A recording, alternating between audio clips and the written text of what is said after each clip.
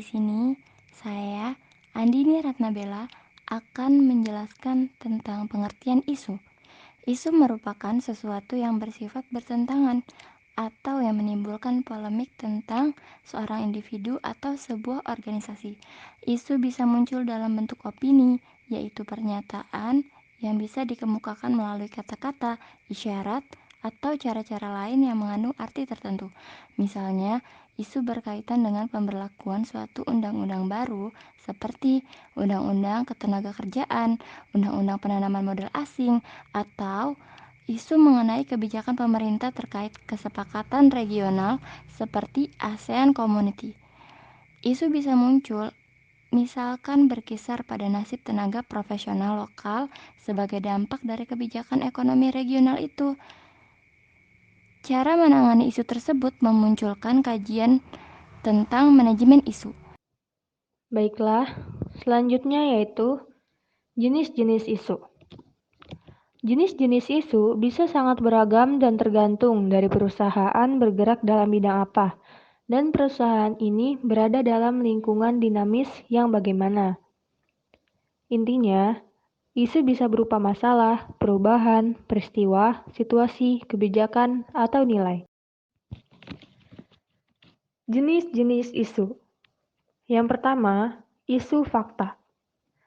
Isu fakta merupakan isu yang tidak perlu dipertentangkan.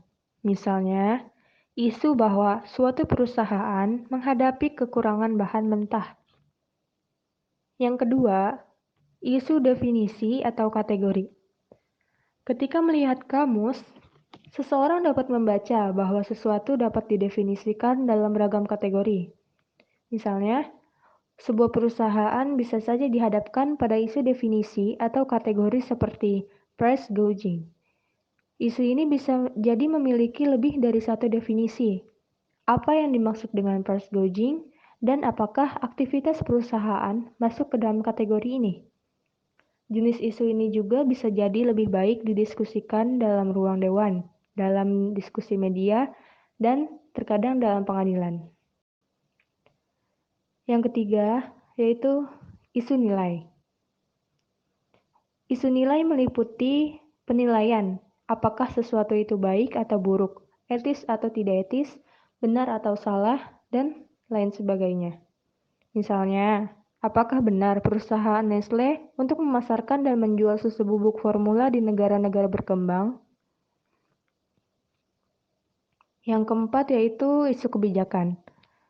Isu kebijakan meliputi pertikaian atas tindakan yang harus diambil pada situasi tertentu. Keputusan untuk membangun pembangkit nuklir bisa dilibatkan kelompok lingkungan, komunitas lokal, dan publik lainnya dalam mendebat atau mempertahankan keputusan. Tujuan manajemen isu adalah untuk memperkenalkan dan memvalidasikan suatu penetrasi dalam desain dan praktek manajemen korporat dengan tujuan setidaknya untuk mengelola isu publik korporat yang baik atau bahkan lebih baik. Manajemen isu sering dilihat hal-hal yang harus dihadapi setiap hari. Isu menggambarkan masalah atau tantangan yang membutuhkan intervensi strategis sepanjang waktu. Isu digunakan untuk menggambarkan kesempatan yang dimiliki oleh organisasi terhadap kontroversi atau resiko. Dapat berupa isu politik atau isu sosial yang muncul ketika resiko menjadi keharusan bagi organisasi. Upaya mengelola isu dilakukan dengan cara memonitor, mengidentifikasi, menganalisis, membuat kebijakan yang strategis pada tingkat manajemen, implementasi kebijakan sebagai tindakan mengantisipasi isu, dan mengevaluasi dampak kebijakan dalam rangka mendukung kontinuitas aktivitas perusahaan. Definisi krisis public relation adalah peristiwa, rumor, atau informasi yang membawa pengaruh buruk terhadap reputasi citra dan kredibilitas perusahaan.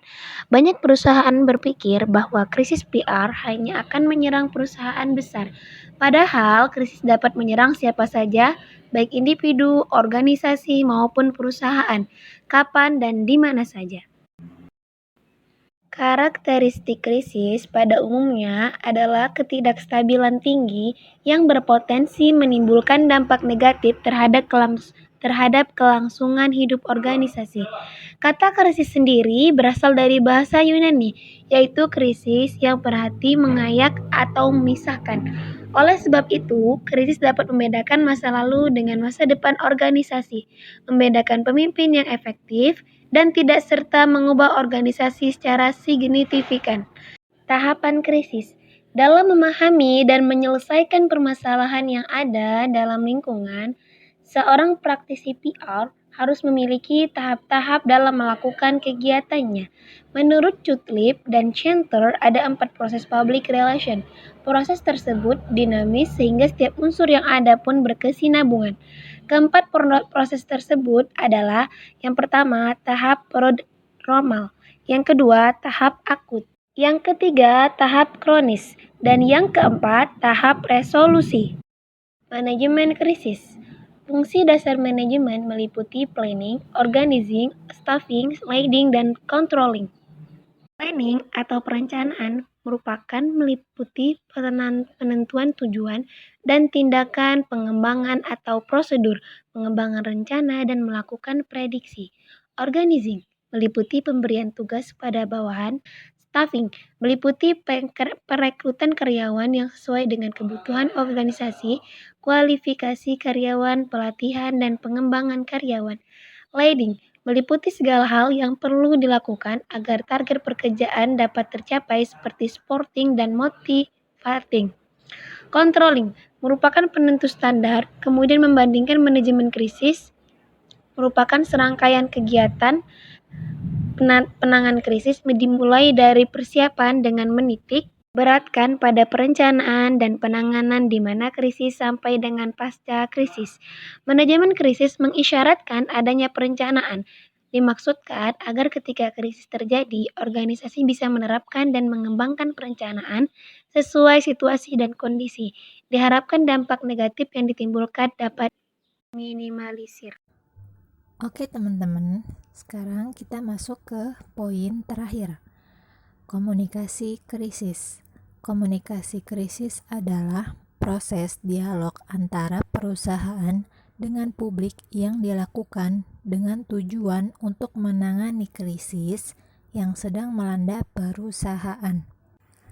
Strategi dan taktik komunikasi yang digunakan perusahaan atau organisasi ketika menghadapi krisis inilah dapat memperbaiki citra dan reputasi pasca krisis. Maka, komunikasi krisis dapat didefinisikan secara luas sebagai pengumpulan, pengolahan, dan penyebaran informasi yang diperlukan untuk mengatasi situasi krisis. Krisis berbeda dengan masalah sehari-hari. Jadi, suatu perusahaan jika terdapat masalah, maka tidak selalu berarti mendatangkan krisis kepada perusahaan tersebut. Krisis sering menarik minat dan menjadi perhatian publik melalui liputan media. Sementara itu, komunikasi krisis dapat dikelompokkan menjadi 3 jenis tipe. Pertama, manajemen pengetahuan krisis. Kedua, manajemen reaksi publik. Dan ketiga, manajemen merestorasi citra. Yang dimaksud jenis pertama ialah diarahkan untuk mengidentifikasi sumber-sumber informasi, mengumpulkan informasi, dan menganalisis informasi. Ketiga aktivitas ini adalah aktivitas berbagi pengetahuan tentang krisis di kalangan internal untuk pembuatan keputusan.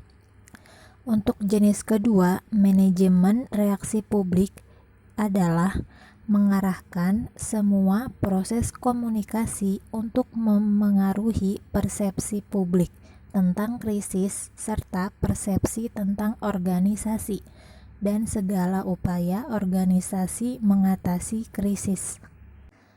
Terakhir, manajemen merestorasi citra, yaitu memulihkan reputasi dan mengembalikan reputasi yang sempat hilang akibat krisis.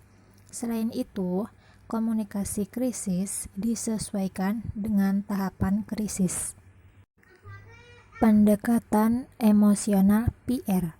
Pendekatan emosional merupakan teknik pendekatan yang biasanya bersifat icing, yaitu seni menata pesan dengan pendekatan emosional sedemikian rupa, sehingga komunikan menjadi tertarik perhatiannya.